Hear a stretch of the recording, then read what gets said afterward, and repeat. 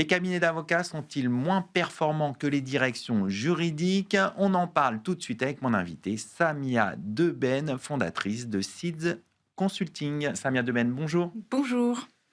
On a l'impression que les directions juridiques sont plus performantes que les cabinets d'avocats. On va voir si c'est vraiment le cas aujourd'hui. Est-ce qu'on peut dire que les directions juridiques se transforment plus vite que les cabinets d'avocats? Est-ce que c'est le constat que vous faites? Alors, effectivement, il y a une accélération de cette transformation qui existe quand même depuis un certain temps, mais l'introduction de l'IA a vraiment bouleversé les choses. Les directions, elles se sont dotées d'outils de gestion des risques, de gestion des contrats, d'outils pour identifier la performance de leur direction. Et les cabinets sont un peu moins outillés sur ces sujets-là. L'autre point que je trouve intéressant, j'ai vu une information passer dernièrement dans un média qui doit être Business Insider, qui montre que le rôle stratégique des directions juridiques est de plus en plus fort. Vous avez un fonds de capital risque, un des premiers dans la Silicon Valley, qui s'appelle Menlo Ventures, qui vient d'associer sa directrice juridique, sa general counsel, et qui montre qu'on est passé d'une fonction support à une fonction beaucoup plus décisionnaire, beaucoup plus stratégique au sein des organisations. Et là, c'est un fonds d'investissement, notamment. Et puis, on parlait également des Legal Ops, qui est une nouvelle fonction qui est en train d'arriver en France. Alors, elle n'est peut-être pas identifiée en termes de titre, mais en tout cas, la fonction existe. Dans les pays anglo-saxons, elle est beaucoup plus développée. C'est une fonction qui vient rationaliser, structurer la donnée au sein des directions juridiques pour améliorer son fonctionnement. Et donc ça, c'est assez nouveau et c'est en train de se répandre de plus en plus. Il y a un pilotage des process numériques un peu plus poussé dans les directions juridiques que dans les cabinets d'avocats. C'est un peu ça. Exactement. Et ce qui est intéressant, c'est que dans les tendances 2026, on voit qu'il y a une forme de maturité au sein des directions juridiques. On est passé d'une data rétrospective, c'est-à-dire qu'on analysait la donnée quand elle a été produite, et maintenant, on va être dans une data prospective. Donc, on va prendre des décisions, on va faire des scénarios avant, en début d'année, et ça va conditionner, ça va vous donner des recommandations, et ça va même conditionner certains achats de prestations de services de conseil. Est-ce que cette différence de culture, on va dire, est-ce que ça impacte la performance et si oui, de quelle manière? Alors, oui, effectivement, vous voulez dire la performance, des cabinets d'avocats? Bien sûr. Oui, bien sûr.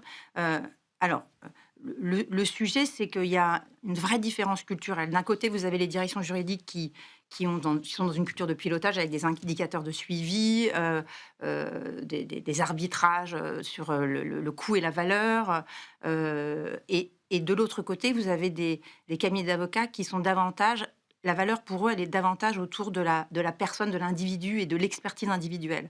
Et donc, la valeur, elle est calculée autour d'un taux horaire, qui est un temps homme, et en fonction de si vous êtes un senior ou un junior, ce temps homme va être plus ou moins important.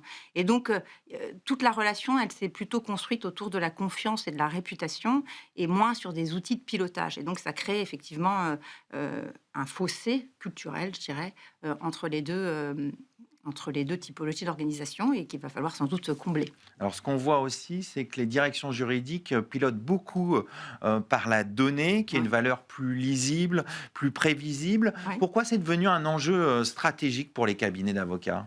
Alors, comme vous voyez, les directions, elles se transforment, et donc elles font venir des intermédiaires, les legal ops. Alors, parfois, c'est pas incarné par un legal ops, ça peut être un CIO, donc un Chief Information Officer, ou un Chief Data Officer, qui va s'occuper également de la donnée qui concerne les directions juridiques. Et donc, elles changent de langage. Et donc, de l'autre côté, et elles comparent, elles évaluent, notamment. Et de l'autre côté, vous avez des cabinets qui, je pense, leur enjeu central va être une forme d'acculturation et d'apprentissage de ce langage. Alors, justement, face à ce constat, comment les cabinets d'avocats peuvent-ils s'adapter à cette nouvelle donne? Alors, ce qui est intéressant, c'est que je lis beaucoup que le taux horaire, c'est terminé, il faut s'arrêter. Je le crois pas. Pourquoi?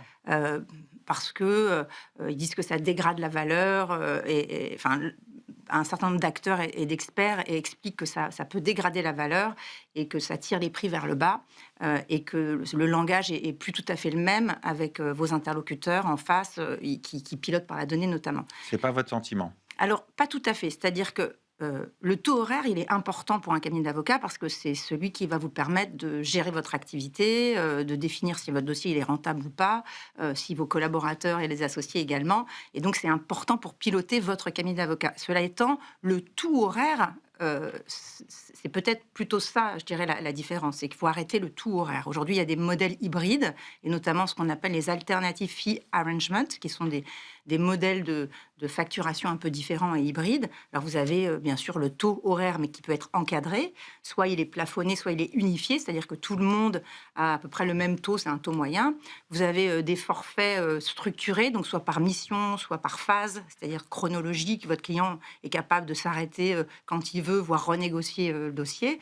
Ça peut être également des forfaits euh, par, par portefeuille, hein, et donc à l'intérieur d'un dossier, vous avez des dossiers qui sont plus ou moins intéressants, plus ou moins rentables.